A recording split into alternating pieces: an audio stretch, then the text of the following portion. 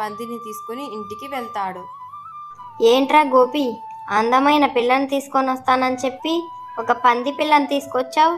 నీ స్నేహితురాలా ఆ పంది పిల్ల? ఓ 2 రోజులాగే బామ్మ, నీకే తెలుస్తుంది. అలా ఆ తరువాతి రోజు కూడా ఆ పంది పిల్ల అలవాటు ప్రకారం వంట చేయడానికి ఒక అందమైన అమ్మాయిలాగా మారుతుంది. దాన్నంతా గమనిస్తున్న గోపి ఒక్కసారిగా ఆ అమ్మాయి ముందు నిలుస్తాడు. ఎవరు నువ్వు? ఎందుకు ఇలా పంది రూపంలో మళ్ళీ అందమైన అమ్మాయి రూపంలో మారుతున్నావు? నీ వెనుకున్న కథేంటి?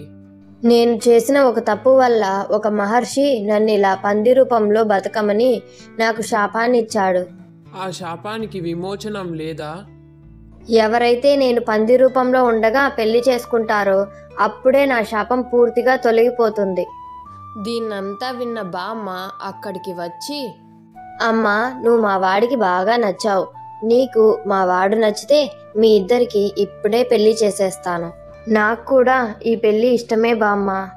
అదేంటి బామ్మ, నువ్వు ఇప్పుడే పెళ్లి చేస్తానంటావు? పెళ్ళంటే మంగళ వాయిద్యాలు, బంధువులు, స్నేహితులు అందరూ ఉండాలి కదా. అరే సన్నాసి, పెళ్ళంటే పంచభూతాల సాక్షిగా జరిగేది. ఇప్పుడు నువ్వు చెప్పావే, అవన్నీ మన ఆర్భాటాలన్నమాట. అలా ఆ పంది పిల్లతో గోపి పెళ్లి జరుగుతుంది.